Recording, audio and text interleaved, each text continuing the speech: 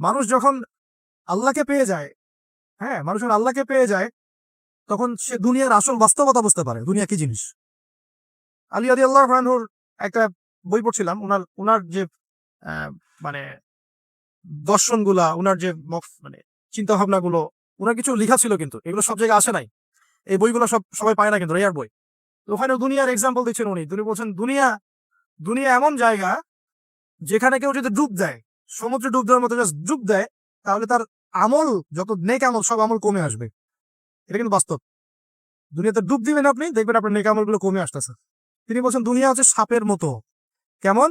সাপের মতো। ধরতে নাকি খুব সফট লাগে, ধরতে খুব স্পর্শ করতে সফট মনে হয়, কিন্তু এর বিষ যদি একবার ঢুকে দেয় শরীরে, আর রেহাই নাই। কথাগুলোর গভীরতা অনেক। এক জায়গায় লিখছেন উনি যে আমি দুই শ্রেণীর মানুষকে নিয়ে খুব সমস্যা আছে। এক শ্রেণী হচ্ছে যারা জাহেল আবেদ, মানে ইবাদত করে, অনেক ইবাদত করে কিন্তু জাহেল, জ্ঞান নাই কিন্তু ইবাদত করে, এদেরকে নিয়ে আমি খুব সমস্যা আছে। আর এক শ্রেণী হচ্ছে যারা ব্যক্তিত্বহীন আলেম, এদেরকে নিয়ে আমি সমস্যা আছে। আলেম কিন্তু কোনো ব্যক্তিত্ব নাই, এই জন্য মানুষ তার কাছে আসে না, দূরে সরে যায়। ব্যক্তিত্বহীনতার কারণে অনেক আলেম থেকে মানুষ দূরে সরে যায়, কিন্তু একজন আলেম যদি ব্যক্তিত্বশীল হয়, মানুষ তার কাছে আসে। খেয়াল করে দেখবেন। তো উনি বলছেন আমি এই দুই শ্রেণীর মানুষকে নিয়ে সমস্যা আছে, আর পড়তে শুরু করলে মনে হয় যে পড়তেই থাকি। বলছেন যে আমি অনেক জায়গায় ঘুরলাম, অনেক কিছু দেখলাম, শুনলাম, বুঝলাম, শেষে গিয়ে বুঝলাম যে মানুষ শুধু স্বার্থের জন্যই মানুষের কাছে থাকে। বলছে কথা। তিনি বলছেন তুমি যদি ভালোবাসাকে বাড়াতে চাও, তাহলে মানুষের সাথে খুব বেশি মেলামেশা করতে চাও। একটু কম মেলামেশা করো, একটু দূরত্বে থাকো, তোমাকে মানুষ ভালোবাসবে। আর তুমি যদি খুব বেশি ডুব দাও না, তখন তোমার মূল্য আর ব্যক্তিত্ব নষ্ট হয়ে যাবে। এক একটা কথা কতগুলো বলে শেষ করব, অনেক আছে। এক পর্যায়ে তিনি ফাতিমা রাদিয়াল্লাহু আনহা যে ইন্তেকাল, এই ইন্তেকালকে নিয়েও দুটো লাইন লিখেছেন। এই লাইনগুলো পড়তে গিয়ে চোখ দিয়ে পানি চলে আসছে। তিনি বলছেন তোমাকে কতদিন দেখি না, কতদিন শুয়ে দেখি না, কতদিন তোমার কাছে যাই না। সবাই বলে তুমি আমার থেকে দূরে, কিন্তু সত্যি কথা হচ্ছে তুমি আমার কলিজার ভিতরে আছো। এমন করে লিখেছেন ফাতিমা রাদিয়াল্লাহু আনহা সম্পর্কে। হে আমার প্রিয়তমা, তোমাকে কতদিন দেখি না, তোমার চেহারা কতদিন দেখি না, তোমাকে কতদিন ছুঁইতে পারি না। হ্যাঁ, সবাই বলে তুমি আমার থেকে দূরে চলে গেছো, কিন্তু আমি জানি তুমি আমার কলিজার বক্ষ পিঞ্জরে আছো, লিখেছে কবিটি। তো আপনারা একটু পড়াশোনা করবেন। স্পেশালি আমি আপনাদের এনকারেজ করি যে চার খলিফার জীবনে অবশ্যই পড়বেন। চার খলিফার জীবনী পড়বেন, সাহাবীদের জীবনী পড়বেন, তারা কিভাবে দিন শিখেছেন, বুঝেছেন, পালন করেছেন, প্রচার করেছেন, দিনের জন্য কত ত্যাগ স্বীকার করেছেন, এগুলো করবে। আমি খুব রিকোয়েস্ট করি আপনাদেরকে যে আপনারা ইতিহাস পড়বেন। রাসূল সাল্লাল্লাহু আলাইহি ওয়াসাল্লামের জীবনী থেকে শুরু করে একদম অটোমান এম্পায়ার পর্যন্ত ইতিহাসগুলো পড়ে দেখেন, কিভাবে ইসলাম আজকে এই জায়গায় আসছে আপনি চিন্তাই করতে পারবেন। কত চড়াই উতরাই পেরিয়ে যে ইসলাম আজকে এই জায়গায় আসছে আপনি চিন্তাই করতে পারবেন। প্রিয় ভাইরা, আমাদের নবীজি সবচেয়ে ভালো মানুষ হওয়া সত্ত্বেও তাকে কিন্তু গালি খেতে হয়েছে এবং হত্যার চেষ্টাও করা হয়েছে। মনে রাখবেন, শুধু সৎ কাজের আদেশ করার নাম ইসলাম নয়, শুধু আংশিক বিষয় পালন করার নাম ইসলাম নয়, অসৎ কাজের নিষেধের নামও ইসলাম, এবং আল্লাহ নিষেধগুলো ছেড়ে দেওয়ার নামও ইসলাম। আল্লাহ পাক এটাই বলছে সূরা বাকারা 84-85-তে, তোমরা কি কিতাবের কিছু অংশ মানো, কিছু অংশ মানো না। ফামা জাযাউ মান ইয়াফআলু যালিকা ইল্লা খিzyun ফিল হায়াতিদ দুনিয়া। দুনিয়াতেই আমি লাঞ্ছিত করে দেব এমন অপরাধ করলে। ইয়াউমাল কিয়ামা ইউরাদ্দুনা ইলা আশাদ্দিল আযাব। কিয়ামতের মাঠে সবচেয়ে যন্ত্রণাদায়ক শাস্তি এদেরকে দেওয়া হবে। কাদেরকে? যারা কিতাবের কিছু অংশকে মানি, কিছু অংশ মানি না। পারি না পারি, আগে আকীদা পরিষ্কার রাখবো যে ইসলামের প্রত্যেকটা বিষয়ে হেদায়েত আছে। এটাই চূড়ান্ত দিন, এর বাইরে কোনো দিন আল্লাহর কাছে গ্রহণযোগ্য হবে না। কেউ চর্চা করলে তা কোশ্চিনকালও কবুল করা হবে না। এবার আসেন, এর ভিত্তি কি? এর ভিত্তি হচ্ছে দুইটা। কয়টা? দুইটা। দুইটা থেকে আরো দুইটা এসেছে, এই দুইটা হচ্ছে মূল। নবী সাল্লাল্লাহু আলাইহি ওয়াসাল্লাম বলছেন তারাকতু ফিকুম আমরাইন, আমি তোমাদের মাঝে রেখে গেলাম মাত্র দুটো বস্তু। কয়টা বস্তু? দুটো বস্তু। লান তাদিল্লু মা তামাসসাকতুম বিহিমা, তোমরা কোশ্চিনকালেও পথভ্রষ্ট হবে না যতদিন পর্যন্ত এই দুটাকে আঁকড়ে ধরে থাকবে। কোন দুটা? এক নাম্বার আল কিতাবুল্লাহ, আল্লাহর কিতাব। দুই নাম্বার ওয়া সুন্নাতে নবীহি, তার নবীর সুন্নত। তো কোরআন এবং সুন্নত মিলেই কোরআন এবং হাদিস নয় কি? আচ্ছা, এখন আমাদের সামনে নবীজি নাই, আমাদের সামনে সাহাবায়ে কেরাম নেই, আমাদের সামনে তাবে তাবেঈন, চার ইমাম কেউই নাই, উলামায়ে কেরাম আছেন, আর আমাদের সামনে আছে কোরআন এবং হাদিসের কিতাবগুলো। এই তো ইসলাম আমরা দেখছি, তাই না? এর বাইরে তো আমরা দেখতে পাচ্ছি না। সাহাবীরা না হয় সরাসরি নবীকে দেখে দিন পালন করেছেন, তাই না? তারপরের জেনারেশন সাহাবীদেরকে দেখে করেছে, তারপরের জেনারেশন তাবেঈদের দেখে করেছে। আমরা তো কাউকেই দেখতে পাচ্ছি না। আমরা দেখছি কোরআন এবং হাদিসের কিছু কিতাব এবং ওলামায়ে কেরাম সামনে আছে। এই তো, এই দুইটা হচ্ছে ভিত্তি। এখন এখান থেকে আরো দুটো এসেছে, একটা হচ্ছে ইজমা, একটা হচ্ছে কিয়াস। এই দুটো ইসলামের। অনেকে বলে ইজমা কিয়াস ইসলামে নাই, কোরআন সুন্নাহ এই দুটাই। ইজমা এবং কিয়াস গুরুত্বপূর্ণ, কারণ ইজমা, সাহাবীদের ইজমা, এটা একটা খুব গুরুত্বপূর্ণ জিনিস। এবং কিয়াস ছাড়া আপনি অনেক মাসালা বের করতে পারবেন না। ইয়াবা শব্দ কোরআনে আছে না নাই? ইয়াবা নাম শুনেছেন? শুনেন নাই? না শুনলেই ভালো। তো এই শব্দটা কি কোরআনে আছে নাকি? নাই। কোরআনে মাদকের কথা আছে। কিসের কথা? মাদক। এখন কিয়াস দরকার নাই। এই যে একটা মাসআলা, একটা মূলনীতিকে কেন্দ্র করে আরেকটা মাসআলাকে বের করা, ইস্তেহাদ করার যে মূলনীতিগুলা, এগুলো কিয়াস থেকে আসে। এটা কিয়াস। এটা ছাড়া আপনি অনেক মাসআলাই বের করতে পারবেন না, সমস্যা নাই। তো অবশ্যই কোরআন সুন্নাহ ইজমা কিয়াস চারটাই লাগবে। এখন কথা হচ্ছে, এইগুলো তো আর আমরা সরাসরি পালন করতে পারবো না। পারবো? বুঝাচ্ছি, একটু বুঝেন। মনে করেন সামনের দিনগুলোতে দেখবেন বিচ কয়েন আসবে। কি কয়েন? হয়তো অলরেডি অনেক কান্ট্রিতে চলেও আসছে। এখানে কতদিন এটা লঞ্চ হবে আল্লাহ ভালো জানেন, কিন্তু বিটকয়েন মার্কেটে আসছে। এটাকে ক্রিপ্টোকারেন্সি বলে। কি বলে? পেপার মানি নিয়ে যে কথাগুলো বলেছিলাম, কিছু তো ফলেছে নাকি ভাই? কিছু তো ফলেছে। আচ্ছা, সামনে আরো ফলবে ইনশাআল্লাহ। সাস্টেইনেবল অ্যাসেট যেগুলো আছে সেখানে সম্পদ ইনভেস্ট করেন। আপনার জমি জমা থাকলে চাষবাস করা শুরু করেন। সাস্টেইনেবল অ্যাসেট যেগুলো, সেগুলোতে ফোকাস করেন। এমন কোন জায়গায় অনেক বেশি সম্পদ ইনভেস্ট করে দিয়েন না, যেটা পরে আপনার মানে পথে বসার কারণ না হয়ে যায় আমার। তো ক্রিপ্টোকারেন্সি মনে করেন চলে আসছে, এখন আপনি বোঝেন না ক্রিপ্টোকারেন্সি কি জিনিস, এটা হালাল না হারাম, এটা জায়েজ না জায়েজ, এগুলো মাসালা কি সবাই জানে? জানে কি? এটার জন্য কোরআন সুন্নাহ জ্ঞান লাগবে, ইকোনমিক্সের জ্ঞান লাগবে না, পড়াশোনা লাগবে। এখন সরাসরি কোরআন এবং হাদিসের বইগুলো চর্চা করে আপনি কি এর সমাধান বের করতে পারবেন কিনা? পারবেন? আপনার কি সেই জ্ঞান আছে, যোগ্যতা আছে? আর সেই যোগ্যতা কি সবার আছে? অল্প কিছু মানুষের থাকতে পারে, যারা ওলামায়ে কেরাম, তাদের এই যোগ্যতা। তাদের মধ্যেও হয়তো কিছু মানুষের নাও থাকতে পারে, থাকতে পারে না, কিন্তু বরেণ্য ওলামায়ে কেরাম যারা, তাদের মাঝে এগুলো থাকবে ইনশাআল্লাহ। এখন আপনি কি করবেন? কোরআন সুন্নাহকে পালন করার স্বার্থে ওলামায়ে কেরামের দ্বারস্থ হবে এবং তাদের কাছে মাসলা মাসালগুলো জেনে নেবেন। তাহলে আপনি একা একা চর্চা করে বিভ্রান্ত হওয়ার সুযোগ থাকবে না। এই বিষয়টা খেয়াল রাখবেন। এখন নতুন কিছু ফিতনা আসছে, যে কিছু মানুষ, সবাই না, অল্প কিছু মানুষ কোরআন সুন্নাহ নিজে নিজে পড়াশোনা করেই সবকিছু সমাধান বের করতে চাচ্ছে। এটা ঠিক না। সবকিছুর সমাধান বের করতে হলে মুস্তাহিদ হতে হবে, আর সবাই মুস্তাহিদ হতে পারবে না। সবাই কি আবু হানিফা রাহিমাহুল্লাহ হতে পারবে নাকি? সবাই কি ইমাম শাফিঈ হবে নাকি? সবাই কি আহমদ বিন হাম্বল হতে পারবে? সবাই কি ইমাম মালিক হতে পারবে? পারবে না। অতএব জ্ঞান চর্চার স্বার্থে, দিন পালনের স্বার্থেই ওলামায়ে কেরামের দ্বারস্থ হতে হবে। হকপন্থী ওলামায়ে কেরাম। এমন ওলামায়ে কেরামের কাছে আবার যায় না যার সকালে চা খাওয়ার সময় একটা ফতোয়া থাকে, বিকেলবেলা একটা মাই খায়, রাত্রে ফতোয়া আবার উঠে যায়। এই জায়গায় হচ্ছেন, তাহলে সমস্যা। ঠিক আছে? তো আল্লাহ পাক আমাদের বরেণ্য ওলামায়ে কেরামদেরকে হেফাজত করুন, দোয়া করি, এবং তাদের নেক হায়াতে বরকত দান করুন, এবং তাদের মাধ্যমে তিনি আরো বড় বড় খেদমত আঞ্জাম দেওয়ার তৌফিক আল্লাহ পাক দান করুন। এবং যুব সমাজকে রিকোয়েস্ট করবো, আপনারা ডিটাচড হয়ে থাকবেন। ওলামায়ে কেরাম থেকে ডিটাচড হয়ে আপনারা দিন পালন করতে যাবেন না, কারোর সাথে সম্পর্ক রেখেই দিন পালন করবেন ইনশাআল্লাহ। আল্লাহ সহজ করুন। এখন এই ভিত্তি পেয়ে গেলাম। এবার শেষ করার আগে আমি মূলনীতিগুলো বলে শেষ করছি। এই মূলনীতি কি ইসলামের? শোনেন, এই জায়গাটা একটু ভালো করে শোনেন। নবী সাল্লাল্লাহু আলাইহি সাল্লাম বসে আছেন মসজিদে। একজন ব্যক্তি আসলেন, ব্যক্তির গায়ে ধবধবে সাদা জামা, চুলগুলো কুচকুচে কালো, এবং তাকে মদিনার কেউ চিনে না। লা ইউরা আলাইহি আসরুস সাফর, তার গায়ে সফরের কোনো চিহ্ন দেখা যাচ্ছে না। তিনি আসলেন, এসে নবী সাল্লাল্লাহু আলাইহি ওয়াসাল্লামের হাঁটুর সাথে হাঁটু লাগিয়ে দিয়ে বসে পড়লেন।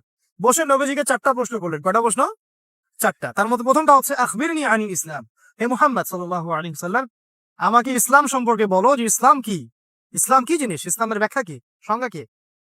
নবীজি বলছেন সাল্লাল্লাহু আলাইহি ওয়াসাল্লাম, আর ইসলাম হচ্ছে আনতাশহাদু আল্লা ইলাহা ইল্লাল্লাহ, তুমি সাক্ষ্য দিবে যে আল্লাহ ছাড়া কোনো ইলাহ নাই, ওয়া আন্না মুহাম্মাদান আবদুহু ওয়া রাসূলুহু, এবং মুহাম্মদ সাল্লাল্লাহু আলাইহি ওয়াসাল্লাম আল্লাহর বান্দা এবং রাসূল। এটা 1 নাম্বার ইসলামের ভিত্তি। এটা নাম্বার 1 হলো কালিমা।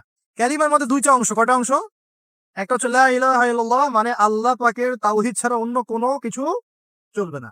2 নাম্বার হচ্ছে মুহাম্মাদুর রাসূলুল্লাহ, মানে নবীর সুন্নাত ছাড়া অন্য কোনো সুন্নাত চলবে না। সিম্পল। লা ইলাহা ইল্লাল্লাহ মানে আল্লাহ ছাড়া কিছুই নাই, মানে আল্লাহ ছাড়া কোনো রিজিক দাতা নাই, কোনো পালন কর্তা নাই, কোনো সন্তান দাতা নাই, কোনো জীবন দাতা নাই, কোনো মৃত্যু দাতা নাই, কোনো বিধান দাতা নাই, আল্লাহ ছাড়া কিছুই না। আল্লাহ বাকি সব, আল্লাহ থেকে সব হয়। নাকি অন্য কোন ইলাহ আছে? আস্তাগফিরুল্লাহ, অন্য কোন ইলাহ আছে? নাই। এটা হচ্ছে শিরক মুক্ত তাওহীদের স্টেটমেন্ট। লা ইলাহা ইল্লাল্লাহ মানে শিরক মুক্ত তাওহীদ। শুধু এটা মুখের জিকির না, পালন করে দেখাতে হবে। যদি ইবাদত বন্দেগীতে আপনি আল্লাহর দাসত্ব করেন, সেজদা দেন, আল্লাহকে সেজদা দেন, ইবাদতে লা ইলাহা ইল্লাল্লাহ ঠিক আছে। অর্থনীতিতে গিয়ে আপনি সুদ খাচ্ছেন, আল্লাহর বিধান মানছেন না, ওখানে লা ইলাহা ইল্লাল্লাহ ঠিক নাই। বুঝতে পারছি না? জীবনের সব ক্ষেত্রেই লা ইলাহা ইল্লাল্লাহ আনতে হবে, তারপরে তো হবে লা ইলাহা ইল্লাল্লাহর কায়েম। এটা তো হইল না কিছু। 2 নম্বর, মুহাম্মদ রাসূলুল্লাহ মানে আপনি অন্যের মন গড়া কোনো আদর্শ, দর্শন, সুন্নাত ফলো করতে পারবেন না। আপনাকে মুহাম্মদ সাল্লাল্লাহু আলাইহি ওয়াসাল্লামকেই রোল মডেল মানতে হবে। এর নাম মুহাম্মদ রাসূলুল্লাহ। যদি কেউ মুহাম্মদ রাসূলুল্লাহ বলে অন্য কাউকে তার আদর্শ মেনে চলে, তাহলে মুহাম্মদ রাসূলুল্লাহ কেটে গেছে। এখানে একই কথা, নামাজে দাঁড়িয়েছেন রাসূলের মতো নামাজ পড়ছেন মাশাআল্লাহ, রোজা করছেন রাসূলের মতো, হজ উমরা সব রাসূলের তরিকায় হচ্ছে, তাসবিহ তাহলিল সব রাসূলের তরিকা হচ্ছে, অর্থনীতিতে গিয়ে আর রাসূলের তরিকা চলে না। তাহলে এখানে আর মুহাম্মদ রাসূলুল্লাহ থাকলো না। আমি ওটা বুঝাতে পারছি না। মানে জীবনের সব ক্ষেত্রেই লা ইলাহা ইল্লাল্লাহ মুহাম্মাদুর রাসূলুল্লাহ থাকতে হবে, শুধু একটা অংশে নয়। এটা 1 নাম্বার। 2, ওয়ান তুকিমাস সালাহ, এবং যখন তুমি সালাত কায়েম করবে। ইসলামের 2 নম্বর পিলার কি? সালাত কায়েম করা। সালাতের বিষয়ে জাস্ট 2টো হাদিস বলে দিই আমি, তাহলে আপনার যথেষ্ট হবে ইনশাআল্লাহ। একটা হাদিসে নবীজি বলেন, মান তারাকা সালাতান মুতাআম্মিদান ফাকাদ কাফার। কেউ যদি ইচ্ছাকৃতভাবে নামাজকে ছেড়ে দেয়, সে ব্যক্তি কিন্তু কুফরি করলো। কি করলো? আমরা যারা নামাজ পড়ছি না, আমরা কিন্তু কুফরির মধ্যে আছি। মুয়াজ বিন জাবাল রাদিয়াল্লাহু আনহু নবীজি বলেন, মান তারাকা সালাতান মুতাআম্মিদান ফাকাদ বারিআত মিন জিম্মাতিল্লাহ। কেউ যদি নামাজ ছেড়ে দেয়, ফরজ নামাজ তার উপর ছেড়ে দেয়, ত্যাগ করে, সে ব্যক্তি আল্লাহ জিম্মাদারি থেকে মুক্ত হয়ে গেল। আল্লাহ জিম্মাদারি নাই তার উপরে, আল্লাহ পাকের কোনো রেসপন্সিবিলিটি নাই তার উপরে, আল্লাহ ছেড়ে দিয়েছেন তাকে, যাও। একটা হাদিস আছে, বাইনা রাজুলি ওয়া বাইনা শিরকি ওয়াল কুফরি তারকুস সালাহ। একজন আল্লাহর বান্দা আর একজন কাফের মুশরিকের মাঝে পার্থক্যই নামাজ। নামাজ নাই, ইসলাম নাই। শুধু আইওয়াজ শোডাউন দিয়ে কিচ্ছু হবে না ভাই, অথচ নামাজ আগে ঠিকঠাক মতো পড়তে হবে না ভাই। আমাদের যুব সমাজ এখন রাত 3:30টায় খেলা দেখতে ওঠে, তাহাজ্জুদে ওঠার সুযোগ হচ্ছে না, ফুরসত হচ্ছে না। 3:30 4টা হলেও উঠতে হবে, অ্যালার্ম দিয়ে রাখবে, আর্জেন্টিনার খেলা আছে। কিন্তু আর 1 ঘন্টা পরে ফজরের নামাজ, ওই খেলা দেখি ঘুম, ফজর নামাজ না। এই যে ঢাকায় দেখলেন না, ছবি দেখলে মনে হয় একটা তিল পরিমাণ জায়গা নেই মানুষের দাঁড়ানো, পর্দার সামনে একটা তিল পরিমাণ জায়গা নেই মানুষের দাঁড়ানো। হই হুল্লা করতেছে, নাচছে, গাচ্ছে, স্মোক করতেছে, ড্রিঙ্কস করতেছে। মিডিয়া এগুলোকে প্রমোটও করতেছে। মিডিয়া প্রমোট করতেছে মানে কি? মিডিয়া দেখাচ্ছে মানে বিশ্ব কত ভালো আছে এখন, শত সুখ আমাদের। হ্যাঁ, আমাদের সুখী সুখ, খালি সুখে সমৃদ্ধ জীবন যাপন করতেছে, খেলা দেখতে নাচতেছে নাকি। অথচ দেখেন ইকোনমিক সেকশনের কি অবস্থা, দেখেন কি অবস্থা দেশ। এই যে আমাদের সমাজের, যুব সমাজের নৈতিকতার অবস্থাগুলো দেখেন, ধর্ষণের হার দেখেন, জেনার হার দেখেন, মাদকাসক্ত মানুষদের হার দেখেন, কত হারে মানুষ মাদক খাচ্ছে, পরকীয়ার হার দেখেন, ব্লু ফিল্মসের হার দেখেন। ওদের ভাবখানে এমন যে খুব সুখ আমার জীবনে, খেলো আর খেলো। খেলার দলিল তো কোরআনে আছে তো। হ্যাঁ, আল্লাহ পাক বলছেন এই দুনিয়ার জীবনটা হচ্ছে খেল তামাশার দোকান। খেলার দলিলও কোরআনে তো আছে। ওমা হাযিহিল হায়াতু দুনিয়া ইল্লা মাতাউল গুরুর, এরকম একটা আয়াত আছে সূরা হাদীদের মধ্যে। আল্লাহ পাক আছে, আল্লাহ পাক বলেছেন যে ইলামু, তোমরা জেনে রাখো, আন্নামাল হায়াতু দুনিয়া লাইবু ওয়া লাহু, তোমরা জেনে রাখো যে দুনিয়ার, পুরো দুনিয়ার জীবনটাই খেলা, খেল তামাশা। ওয়া লাহু, ঠাট্টা, হাসি ঠাট্টা, মানে এটা কি বলা বাংলা দিয়ে, ভ্রম, মায়া, মোহ, ভ্রম। তোমরা জেনে রাখো দুনিয়ার জীবনটা খেলা, খেল তামাশা, ভ্রম, মিছে মায়া। ইলামু আন্নামাল হায়াতু দুনিয়া লাইবু ওয়া লাহু ওয়া জিনাতু ওয়া তাফাখুরুম বাইনাকুম ওয়া তাকাসুর, এবং দুনিয়ার জীবন হচ্ছে একে অপরের সাথে প্রাচুর্যের প্রতিযোগিতা। এগুলা আল্লাহ পাক বলছেন। তো খেলার দলিল তো কোরআনেও পাওয়া যাচ্ছে না? দুনিয়ার জীবনটাকে আল্লাহ বলছেন ওমা হাযিহিল হায়াতু দুনিয়া ইল্লা মাতাউল গুরুর, পুরো দুনিয়ার জীবনটাই হচ্ছে মাতাউল গুরুর, প্রতারণা, ধোঁকা, মরিচিকা ছাড়া কিছুই না। আর প্রমোট করা হয় যে বিউটি কন্টেস্ট হচ্ছে, মনে হচ্ছে কত সুখ আমাদের।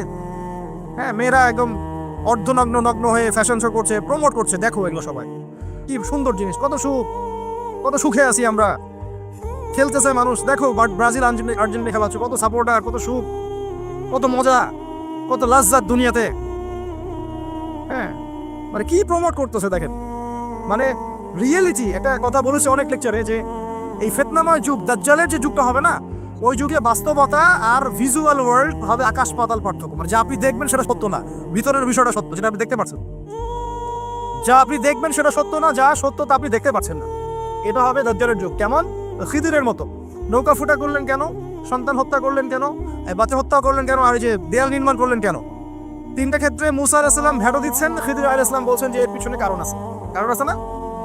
দাজ্জালের যুগটা এমন হবে, বাহ্যিকভাবে যেটা দেখছেন চোখ দিয়ে এটা সত্য নয়, ভিতরে যেটা আছে ওটা সত্য। ভিতরটা সবাই দেখতে পারবে না, দেখতে হলে খিদির হতে হবে। ভিতরটা হচ্ছে যে সমাজ তো ডিস্ট্রয়েড, ম্যাসাকার হয়ে গেছে, সমাজের কাঠামোই ভেঙে গেছে আমাদের। এখন নারী পুরুষের যে ফাংশন চেঞ্জ হয়ে গেছে, ধর্ষণের হার দিন দিন বেড়ে গেছে, ইফটিজিং বেড়েছে, বেপরদামি বেড়েছে, নগ্নতা বেড়েছে, মাদক বেড়েছে, পরকীয়া বেড়েছে, কচি কচি বাচ্চা কাচ্চা মেয়েগুলোকে ধরে ধরে ধর্ষণ করা হচ্ছে। সমাজের কাঠামোই চেঞ্জ হয়ে গেছে, সমাজের সমকামিতা বেড়েছে, প্রচুর সমকামী, খেলতামাশা, দুনিয়ার জীবনটা খালি খেলতামাশা। আর আমাদের এই যুব সমাজ যাদের হাতে ইসলামের ভবিষ্যৎ আছে, ওদেরকে এইদিকে মোহাগ্রস্ত করে রেখে দেওয়া হচ্ছে। এরা নামাজ পড়ে না, কোরআন তেলাওয়াত করে না, আলেম ওলামার সাথে কোনো সোহবত নাই, কোনো সম্পর্ক নাই, হাদিসের কিতাব নাই, বাসায় দাড়ি নাই, ইসলামিক লেবাস পোশাক নাই, ইসলামিক মূল্যবোধ নৈতিকতা নাই, আল্লাহ রাস্তায় সময় দেওয়ার কোনো মানসিকতা নাই। এই যুবক ছেলেপেলেগুলো কিনে নাচতেছে মিডিয়া। কি করবে এরা দেশের জন্য? যারা এরকম অন্য একটা রাষ্ট্র, যে রাষ্ট্র আমাকে চিনেই না, ওর খেলায় সে হুজুকে লাফায়, এ দ্বারা রাষ্ট্রের উন্নয়ন হবে নাকি? আজীব কথা বলেন, এইসব লোকজন দ্বারা রাষ্ট্রের উন্নয়ন হবে নাকি? যখন আমরা এই খেলতামশায় ব্যস্ত আছি, দেখবেন পশ্চিমারা ঠিকই ওদের উদ্দেশ্য বাস্তবায়ন করছে। কি আশ্চর্য একটা অবস্থা, কি আশ্চর্য! মানে এত সুখে আছি আমরা, এতই সুখ, খাবার, পানি, বাসস্থান, বেকারত্ব, কত সমস্যা নিয়ে ভুগতেছি আমরা, এতই সুখ যে বিশ্বকাপে নাচতে হবে আমাদেরকে। আবার এটাকে মুসলিম কান্ট্রির মধ্য দিয়ে জায়েজ করে নেওয়ার একটা পায়তারা চলছে। আয়োজন করেছে এক মুসলিম কান্ট্রি, খেলেছে আর এক মুসলিম কান্ট্রি। হ্যাঁ, এবং এটাকে দলিল নিয়ে এসে এটাকে জায়েজ করার একটা টেন্ডেন্সি চলছে, ইসলামী শুরু করছে। অথচ যেখানে যেখানে এগুলো হচ্ছে তার পাশে ইয়েমেন পড়ে আছে, তার পাশে সিরিয়া পড়ে আছে, যেখানে লক্ষ লক্ষ মানুষ না খেয়ে পড়ে আছে। ইয়েমেনে লক্ষ লক্ষ শিশু না খেয়ে মরতেছে এখন। 2013-14 সাল থেকে নিয়ে 2022 পর্যন্ত প্রায় 3.5 লক্ষ মানুষ মারা গেছে ইয়েমেনের এই ঘটনাগুলো, গৃহযুদ্ধ এবং এই যে আরব কান্ট্রিগুলোর মধ্যে কনফ্লিক্টের মতো, এবং প্রায় 60% সেখানে বাচ্চা কাচ্চা। আমি এত টাকা পয়সা খরচ করে এগুলো আয়োজন করতে, আমরা প্রমোট করতেছি, এর 5% টাকা ওদেরকে দিলেই তো ওদের 3 বেলা খাবার হতো। সিরিয়ার মানুষগুলোকে দেখেন গিয়ে, ওখানে তো ওটা রঙ্গমঞ্চ হয়ে গেছে, মানে যে যার স্বার্থ এখানে ঢুকে। ওখানে ইসরায়েলও ঢুকছে, আমেরিকাও ঢুকছে, তুরস্কও ঢুকতেছে, ওখানে আগে রাশিয়া ছিল, ওখানে বাশার আল আসাদ, সব মিলে জগা খিচুড়ি অবস্থা একটা। মানুষের মানবতা, জীবনযাত্রা নাই, জীবনের কোনো মূল্য সেখানে নাই। প্রচুর মানুষ, ছোট ছোট ছেলেপেলে দেখবেন না খেয়ে ওখানে মারা, উদ্বাস্তুর মতো তাবুর নিচে জীবন যাপন করে। এটা দেখেন না চোখে? ওখানে একটা খেলা, হুদাই একটা খেলা নিয়ে তো লাফালাফি করতেছে, পাশে এতগুলো মানুষ না খেয়ে মারা যায়, কোনো খবর নাই। নিজে ভরপেট খাই, প্রতিবেশী অনাহারে থাকে, মুমিন হবে? কিসের ইসলাম ফলো করতেছি আমরা আসলে? আমরা যে ইসলামটা ফলো করতেছি এটা পশ্চিমাদের শেখানো ইসলাম। আমরা রাসূলুল্লাহ সাল্লাল্লাহু আলাইহি ওয়াসাল্লামের শেখানো ইসলাম ফলো করতেছি না। আমার স্ট্রেট কাট কথা একদম। আমরা যে ইসলামটা ফলো করতেছি এটা হচ্ছে পশ্চিমাদের শেখানো ইসলাম। রাসূলুল্লাহ সাল্লাল্লাহু আলাইহি ওয়াসাল্লাম ইসলাম ফলো করলে আজকে আমাদের অবস্থাগুলো হতো না। আল্লাহ পাক আমাদেরকে বোঝার তৌফিক দান করুন। আমি শুধু ফাযাক্কির ইন্নামা আনতা মুযাক্কির। আল্লাহ পাক যে বলেছেন তুমি উপদেশ দাও, তুমি শুধু উপদেশ দাতা, লাস্তা আলাইহিম বিমুসাইতির। কারো প্রতি তুমি দারোগা নাও, আমরাও কারো প্রতি দারোগা নই, কিন্তু পুরো বিশ্বের প্রেক্ষাপটটাকে কোরআন সুন্নাহ দিয়ে ব্যাখ্যা করার দায়িত্ব আমাদের। কেউ গ্রহণ করলে করবে, না করলে করবে না। তার কবরে সে যাবে, আমার কবরে আমি যাবো, সিম্পল, শেষ। গতানুগতিক লাইফস্টাইলে এখন এই পৃথিবীর বেশিরভাগ মানুষ বস্তুবাদী। এটা দেখার জন্য, বোঝার জন্য জাস্ট আপনার হৃদয়ের চোখ, হৃদয়ের কান, হৃদয়ের ইন্দ্রিয়গুলো একটু উন্মুক্ত করতে হবে। আর হৃদয়ের চোখ, হৃদয়ের কান উন্মুক্ত হবে তখনই যখন আমরা আল্লাহ এবং তার রাসূলের সামনে আত্মসমর্পণ করব, তার আগে নয়। তো বেশিরভাগ মানুষ বস্তুবাদিতায় লিপ্ত থাকে। আবার দেখি কিছু মানুষের সারাদিন ফিকির একটাই, পলিটিক্যাল অ্যাফেয়ার্স, পলিটিক্স, কিভাবে পলিটিক্স করব, কিভাবে অপোজিশনকে ডমিনেট করা যায়, কি করলে তার ক্ষতি করা যাবে, কি করলে তাকে ওভারটেক করে আমি সামনে যেতে পারবো। কিছু মানুষের চিন্তা ইকোনমিক সেকশনে, আল মাল, কিভাবে মাল অর্জন করা যাবে।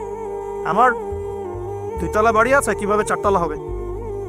2টা বিজনেস আছে, কিভাবে 10টা হবে, 5টা হবে। আমার 100% জমি আছে, কিভাবে 200% হবে। আল মাল। এই শ্রেণীর মানুষকে নবী সাল্লাল্লাহু আলাইহি ওয়াসাল্লাম আব্দুদ দিনার বলেছেন, দিনারের দাস। আব্দুল্লাহ নয়, আল্লাহর দাস নয়, দিনারের দাস। আরো কিছু মানুষ আছে, আমরা এখন সায়েন্স এবং টেকনোলজির অগ্রগতির খোরা অজুহাত তুলে সরাসরি আল্লাহকে ডিনাই করে ফেলছি। এবং এই মতাদর্শ সমাজে বাস্তবায়নের চেষ্টাও করছে। এডুকেশন সেক্টরে হোক, সংস্কৃতির নামে হোক, সামাজিক অ্যাসোসিয়েশনের নামে হোক, মুক্ত চিন্তার নামে হোক, আমরা ডে বাই ডে যুব সমাজের একটা বড় অংশকে এথিস্ট বানাচ্ছি। আবার কিছু মানুষ সারাদিন সংস্কৃতি নিয়ে পড়ে আছে, গান বাজনা, নাট্য, কলা ইত্যাদি ইত্যাদি। কিছু মানুষ সারাটা জীবন ঢোল তবলায় কাটিয়ে দিচ্ছে, কিছু মানুষ সারাটা জীবন একটা গিটারকে নিয়ে কাটিয়ে দিচ্ছে, একটা মিউজিক্যাল ইনস্ট্রুমেন্ট নিয়ে কাটিয়ে দিচ্ছে। কিছু কিছু দিনই বোন সারাটা জীবন অপসংস্কৃতির অন্ধ অনুকরণে কাটিয়ে দিচ্ছেন। এবং আপনাদের কাছে, সরি ফর মাই ল্যাঙ্গুয়েজ, অনেক সময় মনে হচ্ছে সৌন্দর্যই সব কিছু। আল্লাহ রাব্বুল আলামিন হয়তো বা মনে হয় আমার বাহ্যিক সৌন্দর্য দেখেই বিচার করবেন আপনাদের উপর। কিছু কিছু যুব সমাজ সারাদিন PUBG, free fire, mobile games, addiction, YouTubing, Facebooking, অস্থির অবস্থা, অস্থির।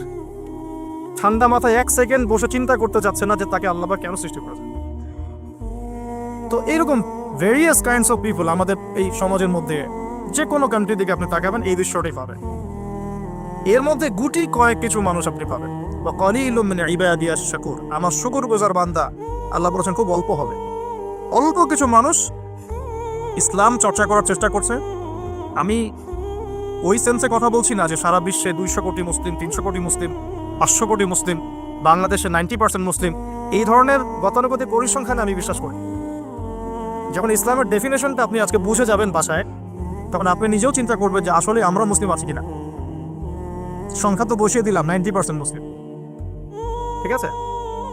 তো গুটি কয়েক কিছু মানুষ আল্লাহর পরোয়া করেন, তার রাসূলের পরোয়া করেন, তার কিতাবের প্রতি সম্মান প্রদর্শন করেন। এই মানুষগুলোর মধ্যে কয়েকটা ভাগ আছে। এক ভাগ মানুষ পরিপূর্ণ মুমিন, মাশাআল্লাহ, আমরা দোয়া করি আল্লাহ পাক তাদের সংখ্যা বাড়িয়ে দেন। এক ভাগ মানুষ আছেন পরিপূর্ণ মুসলিম, উদখুলু ফিস সিলমি কাফার উপর আমল করে, অর্থাৎ তোমরা পরিপূর্ণরূপে ইসলামে প্রবেশ করো, এই আয়াতের উপর তারা আমল করে। এক শ্রেণীর মানুষ আছেন মুযাবযাবিনা বাইনাহুম, মানে ডান বামের মাঝখানে থাকে, যখন স্রোত যেদিকে সেদিকে ফ্লো। এবং এর মধ্যে কিছু দাড়ি টুপিওয়ালা মানুষও আছে, যেদিকে ফ্লো সেদিকে কথা, যেদিকে ফ্লো সেদিকে অ্যাক্টিভিটিস, তার নিজস্ব একটা স্বতন্ত্র অবস্থান নাই, এটাই হক, এরকম একটা অবস্থান নাই। কিছু মানুষ আছেন আল্লাহ এবং তার রাসূলকে বিশ্বাস করেন, কিন্তু কাজ করতে গিয়ে কবিরা গুণে লিপ্ত হচ্ছে, সুদ খাচ্ছে, মদ খাচ্ছে, জেনা করছে, পরকায়ে লিপ্ত হচ্ছে, হারাম অ্যাফেয়ার্সে আছে, নোংরা মুভিজ দেখছে, আস্তাগফিরুল্লাহ। কিছু মানুষ আছেন পার্ট টাইম মুসলিম, শুক্রবারে আপনি তাদেরকে পাবেন, ঈদের দিনে পাবেন, কোন একটা কনফারেন্সে পাবেন, আপনি 5 ওয়াক্ত নামাজে পাবেন না। আপনি এর মধ্যে পাবেন কিছু প্রোটেস্ট্যান্ট মুসলিম। প্রোটেস্ট্যান্ট কেমন?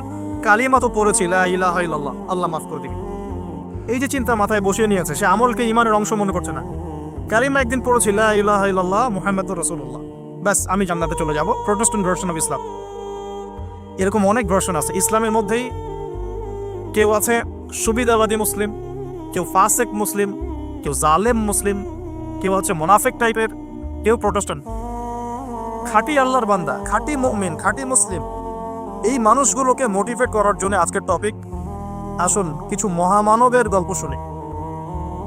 শুরু করতে চাই আমাদের আদি পিতা আদম আলাইহিস সালামকে দিয়ে। কেন এত বড় লম্বা ভূমিকা দিলাম? কারণ আমরা কেউ প্রোটেস্ট্যান্ট মুসলিম থাকতে চাই না, আমরা পরিপূর্ণ কোরআন এবং সুন্নাহ অনুসরণ করতে চাই।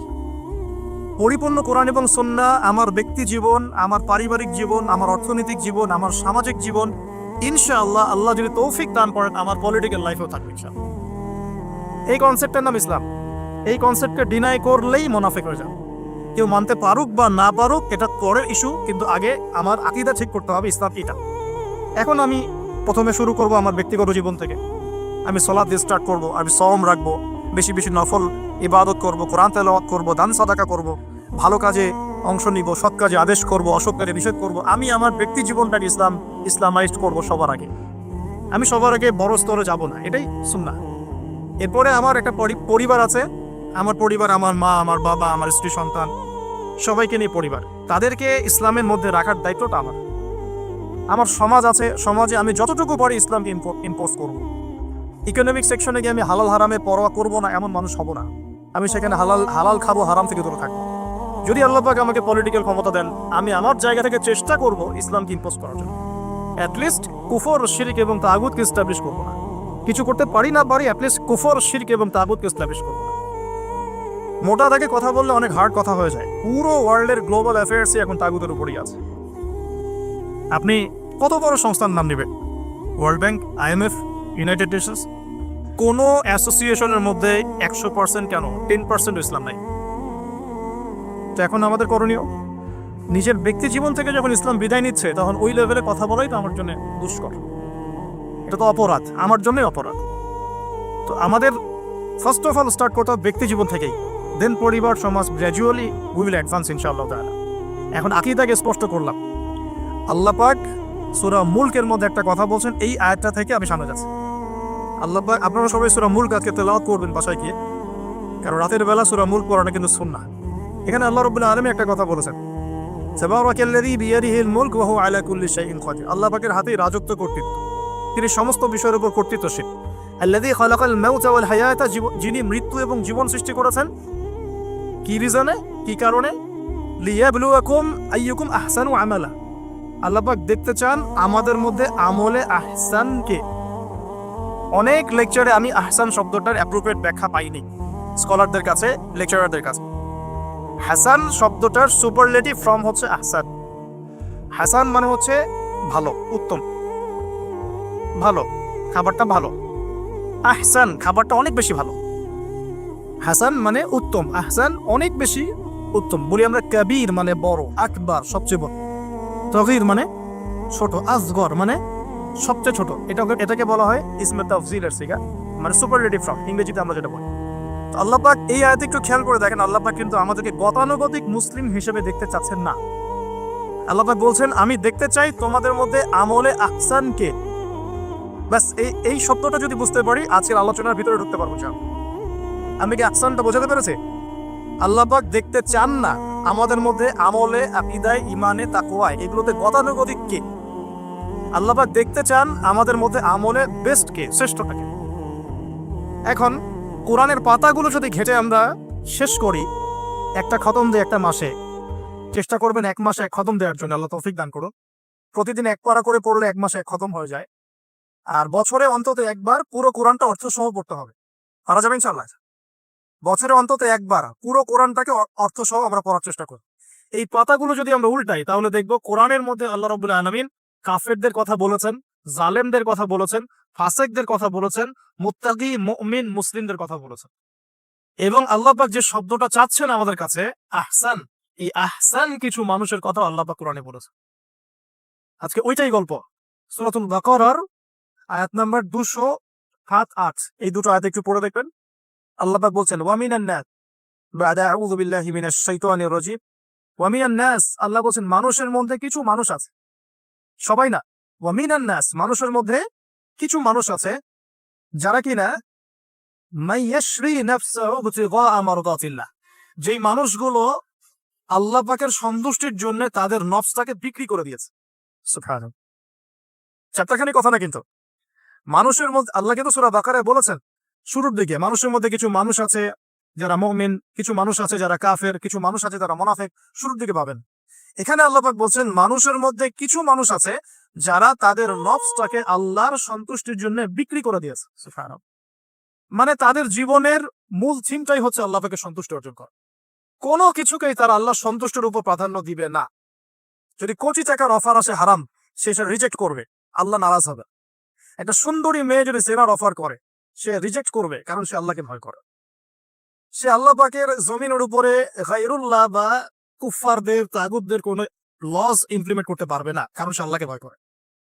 সে একাডেমিক লাইফে হালাল হারামের পরোয়া করে চলবে, কারণ সে আল্লাহকে ভয় করে। সে তার পরিবারে পর্দা এস্টাবলিশ করবে, বিকজ সে আল্লাহকে ভয় করে। মানে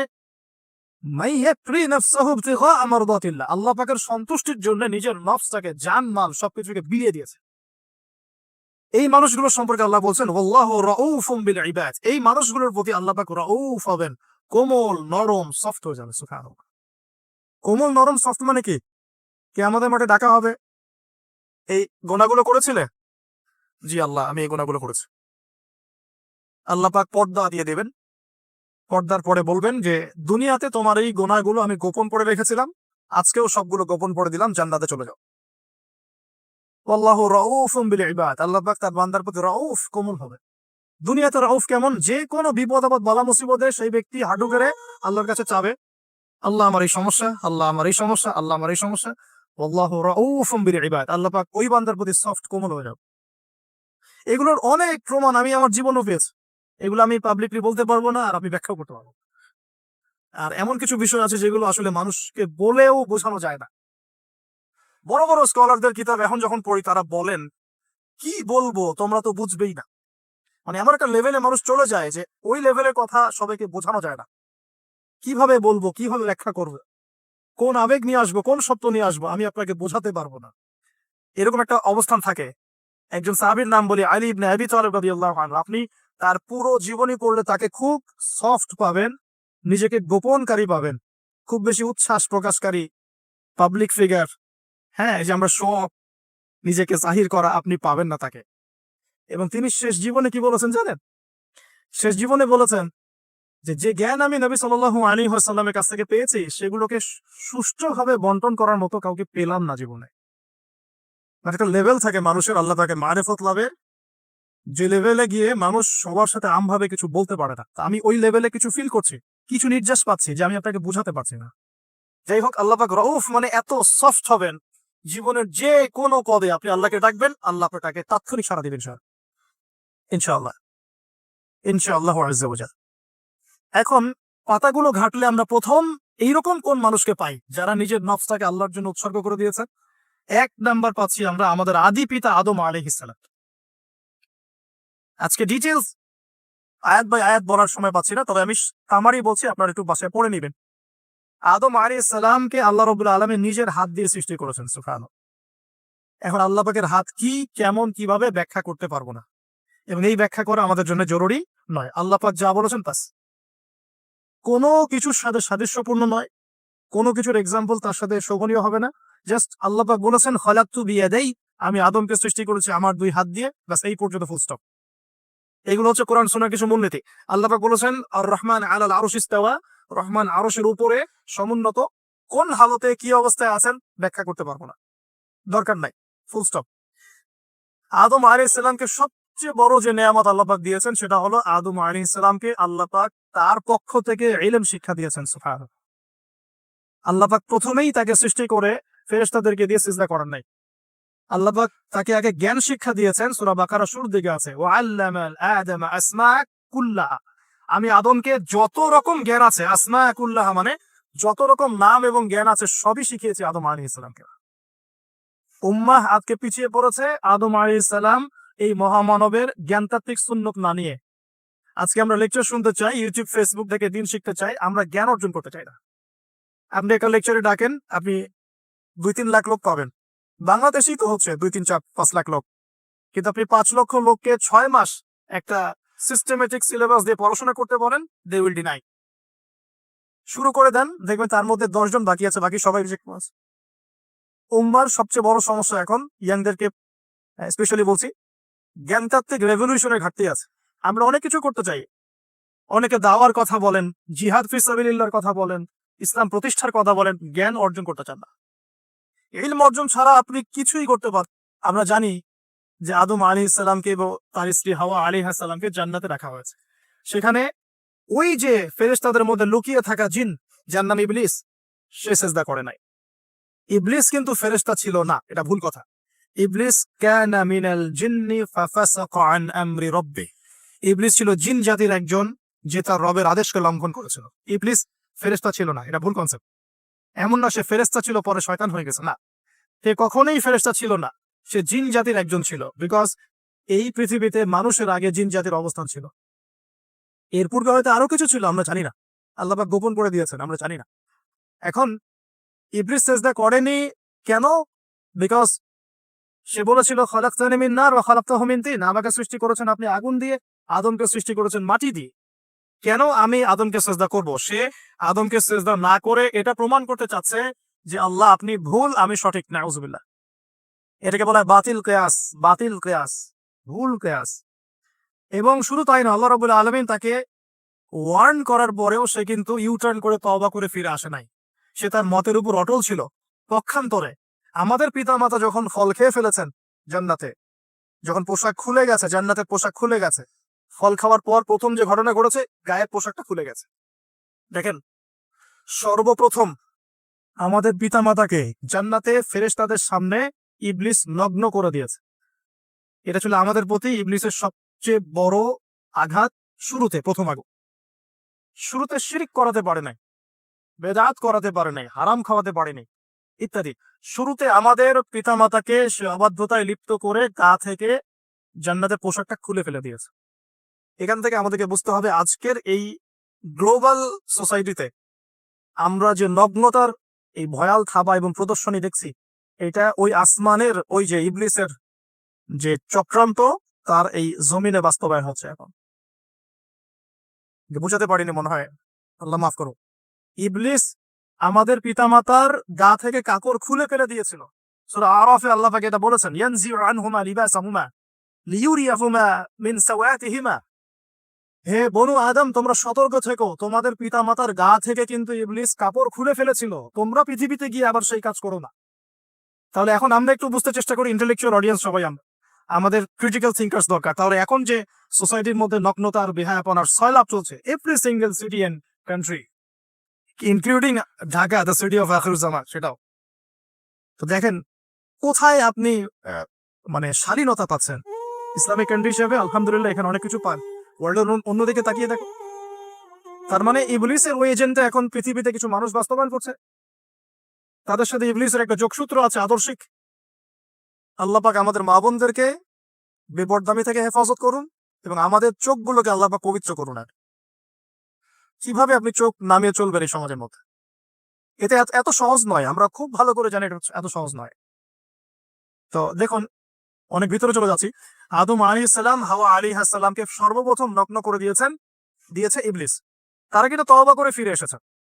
কি সেটা? রব্বানা, আমরা বলি রব্বানা যালামনা আনফুসানা ওয়া ইল্লাম তাগফির লানা ওয়া তারহামনা লানাকুনান্না মিনাল খাসিরিন। যখনই আমাদের পিতামাতা বুঝতে পারলেন যে তারা একটা ভুল করে ফেলেছেন, তখন তারা তওবা করে ইউটার্ন করলেন আল্লাহর দিকে, যেই কাজটা ইবলিস করে নাই। এই কাজটা ইবলিস না করার কারণে সে কাফের হয়ে গেছে, চিরস্থায়ী জাহান্নামী হয়ে গেছে। আর এই তওবা করে ফিরে আসার কারণে আমাদের পিতামাতা জান্নাতি হয়ে গেছে। আল্লাহ পাক এই কারণেই তার রাসূলের মাধ্যমে জানিয়েছেন যে প্রত্যেক আদম সন্তান, কুল্লু বানি আদম খাত্তা, প্রত্যেক বনু আদম হচ্ছে পাপী। আমরা সবাই পাপী, আমরা সবাই পাপী, পাপের তো শেষ নাই আমাদের, আল্লাহ মাফ করুক।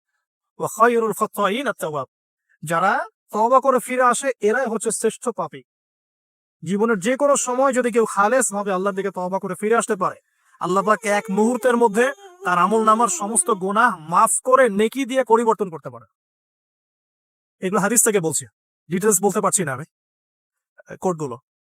তো এখন এই মহামানবের জীবন থেকে আমরা কি শিখলাম? দেখো, তাকে আল্লাহ পাক ইলমের নিয়ামত দিয়েছেন। তার মানে আমরা যদি গতানুগতিক মুসলিম না হয়ে এক্সট্রা অর্ডিনারি মুসলিম হয়ে আল্লাহর সাথে সাক্ষাৎ করতে চাই, দুনিয়াতে বেঁচে থাকতে চাই, পরকালে জান্নাত চাই, তাহলে আমাদেরকে আগে ইলমের চর্চা করতে হবে।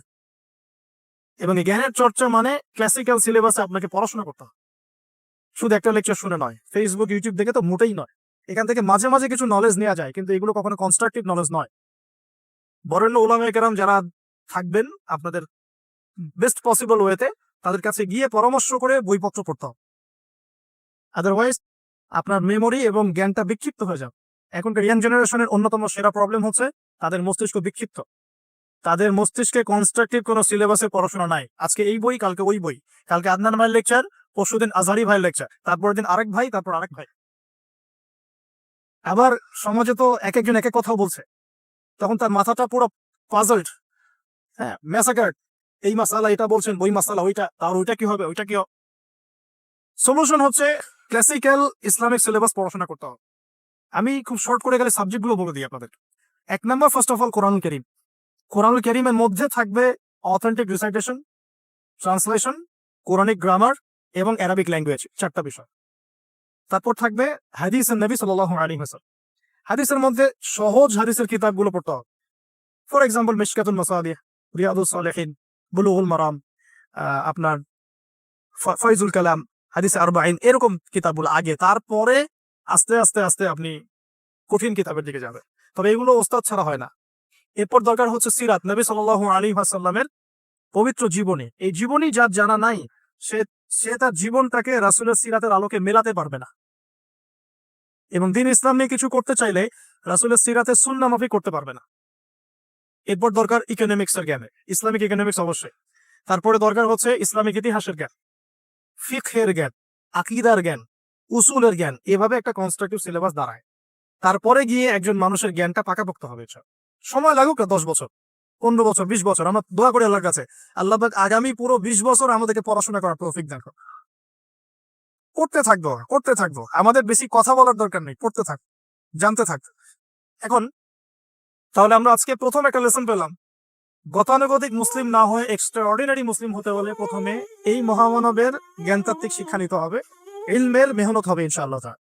আল্লাহ পাক আমাদের সবাইকে জ্ঞানের মেহনত করার তৌফিক দান করুন এবং আমাদের পরিবারে জ্ঞান প্রতিষ্ঠার তৌফিক দান করুন, আমাদের বাচ্চাদের মধ্যে সেই জ্ঞান প্রবেশ করানোর তৌফিক দান করুন। আর প্রয়োজন হচ্ছে তাওবাহ, আত-তাওবাহ। আদম আলাইহিস সালাম ভুল করেছেন, আমরাও ভুল করি, কিন্তু শয়তানের পাল্লায় পড়ে ভুল করলেই তার তাবেদারি করতে হবে না, কারণ যখনই আমাদের স্মরণ হবে আমরা ইউটার্ন করবো আল্লাহর দিকে তওবা করে। দ্বিতীয় মেসেজ হচ্ছে বেশি বেশি তওবা ইস্তেগফার করব। দিনে কমপক্ষে 100 বার পড়তে পারি আস্তাগফিরুল্লাহাল্লাযী লা ইলাহা ইল্লা হুয়াল হাইয়ুল কাইয়্যুম ওয়া আতুবু ইলাইহি, অথবা এতটুকু অ্যাটলিস্ট আস্তাগফিরুল্লাহ ওয়া আতুবু ইলাইহি, আস্তাগফিরুল্লাহ ওয়া আতুবু ইলাইহি, বাস এতটুকু। নবী সাল্লাল্লাহু আলাইহি ওয়াসাল্লাম দিনে 100 বার তওবা করতেন, কোন হাদিস এসেছে 70 বার তওবা করতেন। এরপর একটু সামনে যাই, কোরআনের পাতা উল্টালে দেখবো আরেকজন নবীর নাম আসে, আরেকজন মহামানবের নাম, তার নাম হচ্ছে নূহ আলাইহিস সালাম। এই মানুষগুলো যাদের কথা বলছি তারা কিন্তু কেউ গতানুগতিক মুসলিম ছিলেন না, ছিলেন তারা এক্সট্রা অর্ডিনারি মুসলিম ছিলেন। আমি তাদের থেকে নলেজ নিচ্ছি। এবার আসি, কোরআনের পাতা একটু সামনে গেলে দেখবো আরেকজন নবীর নাম চলে আসে, নূহ আলাইহিস সালাম। নাম শুনেছেন? সামারি 950 বছর দিনের দাওয়াত দিয়েছেন। সুবহান। এক্সট্রা অর্ডিনারি মুসলিম হতে হলে আমাদেরকে দাওয়াতি কাজ করতে হবে, তার আগে ওই যে জ্ঞান অর্জন করতে হবে। এই দাওয়াতি কাজটা হবে মধ্যম পন্থায়, শৈথিল্যতাবাদ না, চরমপন্থা না, মধ্যমপন্থী থাকবো ইনশাআল্লাহ। এখানে অনেক সময় মধ্যমপন্থী থাকতে গিয়ে কিছু মানুষ হিকমতের দোহাই পেরে শৈথিলতাবাদী হয়ে যায়। আমি মনে বুঝাতে পারি না, কিছু মানুষ মধ্যম পন্থার দাওয়াতের কথা বলেও হিকমতের দোহাই দিয়ে কখনো কখনো শৈথিল্যতাবাদী হয়ে যায়। এটাও ঠিক, ওটাও ঠিক, এটাও চলে, ওটাও চলে, এদিকে চলে আসে। আবার কিছু মানুষ মধ্যম পন্থার কথা বলে অনেক সময় খুব ওভার এগ্রেসিভ পদক্ষেপে চলে যায়। দুটোই উম্মার জন্য ক্ষতিকর। এই জন্যই ক্লাসিক্যাল ওলামায়ে কেরামের সাথে পরামর্শ ভিত্তিক চলাফেরা করা উচিত, তাহলে তারা ডাইরেকশন দিতে পারবেন যে কোনটা এই প্রেক্ষাপটে করা উচিত, কোনটা করা উচিত না। তো নূহ আলাইহিস সালামের জীবন থেকে আমরা শিখছি দাওয়াতের মেহনত করতে হবে। এটা আমি আজকেও শিখলাম নতুন করে। নিজের মতেই মনে হলো যে আমার সামনে যে ভাই গাড়ি ড্রাইভ করছেন তাকে তো দুটো কথা বলতে পারতাম, কেন বললাম না? যে ইমামের পিছনে নামাজ পড়ে আসলাম তাকে তো দুটো কথা বলতে পারতাম, কেন বললাম না? বলতে পারতাম যে ইমাম সাহেব আপনি শুনুন, নবী সাল্লাল্লাহু আলাইহি ওয়াসাল্লাম বলেছেন দুনিয়ার সবচাইতে নিকৃষ্ট চোর হচ্ছে সে ব্যক্তি যে রুকু সিজদা ঠিকমতো আদায় করে না। চুরি করলে চোরের হাত কেটে ফেলতে হয়। যদি কেউ আমার ফোনটা চুরি করে, ইসলামিক লস কি বলছে? তার হাতটা কেটে ফেলতে হয়। আর নবীজি বলছেন সবচেয়ে নিকৃষ্ট চোর সে ব্যক্তি যে ব্যক্তি রুকু সিজদা ঠিকমতো আদায় করে না। তো আমরা এরকম দাওয়াতের অনেক ক্ষেত্র পাই। নিজেও ফিল করলাম যে না, আসলে মনে হয় আমি পরিপূর্ণ দায়ী হতে পারছি না। আমি তো এই যে বিমানে আসলাম তার কেবিন ক্রুদেরকে দাওয়াত দিতে পারতাম, অ্যাটলিস্ট শালীনতার একটা আয়াত শোনাতে পারতাম যে এই পোশাকগুলো মেয়েদের পরা উচিত নয়। যে পোশাকটা আপনি পরে আছেন, আকাশে উঠছে, সুবহানাল্লাহ, 1 সেকেন্ডের মধ্যে প্লেন ক্র্যাশ করতে পারে। Possible not possible? 1 সেকেন্ডের মধ্যে। সেখানে আমি কিভাবে আল্লাহর জিকির বাদ দিয়ে বেহায়াপনে লিপ্ত হতে পারি? বিশ্বাস করেন, হয়তোবা আমি একটু দুর্বল মনের মানুষ কিনা জানি না, কিন্তু আমি এয়ারে উঠলে আমার সবসময় ফিকির থাকে লা ইলাহা ইল্লাল্লাহ লা হাওলা ওয়ালা কুওয়াতা ইল্লা বিল্লাহ আস্তাগফিরুল্লাহ ওয়া আতুবু ইলাইহি। মানে আমি মনে হয় যে আল্লাহ পাক ধরে রেখেছেন আমাকে, এটা ফিল করে আল্লাহ ধরে রেখেছেন বলে যেতে পারছি। ওখানে আমরা কিভাবে নগ্নতা প্রদর্শনী করতে পারি, কিভাবে করতে পারি? তো দাওয়াতের অনেক ক্ষেত্র সামনে আছে। আপনার সন্তানকে, আপনার স্ত্রীকে, আপনার প্রতিবেশীকে, ড্রাইভারকে, সবজিওয়ালাকে আমরা দাওয়াত দিতে পারি। বাট আমি মনে হচ্ছে যে আমি আসলে কথাটা বলছি বড় গলায়, আমি এখন নিজে ওটা হতে পারি নাই। আল্লাহ পাক আমাদেরকে হওয়ার তৌফিক দান করুন। নূহ আলাইহিস সালাম 950 বছর দাওয়াত দিয়েছেন। একটা খালি এক্সাম্পল দিচ্ছি, তিনি সূরা নূহের মধ্যে আল্লাহ পাক বলেছেন, নূহ আলাইহিস সালাম আল্লাহকে বলছেন রব্বি, হে আমার রব। ইন্নী দাআউতু কওমি লাইলা ওয়া নাহারা, আমি আমার এই কওমকে প্রতিদিন প্রতি রাত দাওয়াত দিয়েছি। সুবহানাল্লাহ, প্রতিদিন প্রতি রাত। আজকে এসেছি, হয়তো 2-3 মাস পরে আপনাদের এখানে আবার আসতে পারি। প্রতিদিন প্রতি রাত কিন্তু আমি দাওয়াতি কাজ করতে পারছি না, আমরা কেউই করছি না।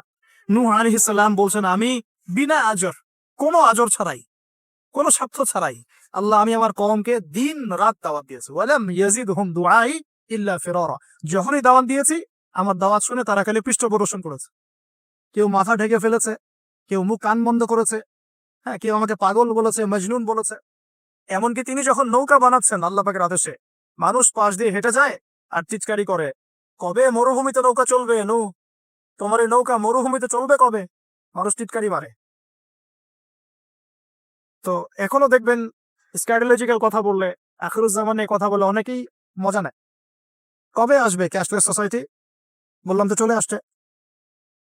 কবে আসবে মালহামা? বলছি চলে আসবে। কবে আসবে বড় বড় ভূমিকম্প? আসছে, সবর পড়ে। তো নূহ আলাইহিস সালামের জীবন থেকে শিক্ষা আমরা দাওয়াত দিব।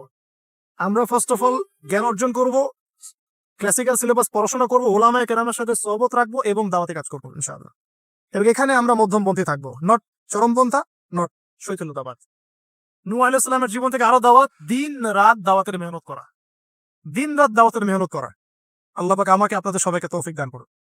কতদিন? 950 বছর। কত বছর? 950 বছর।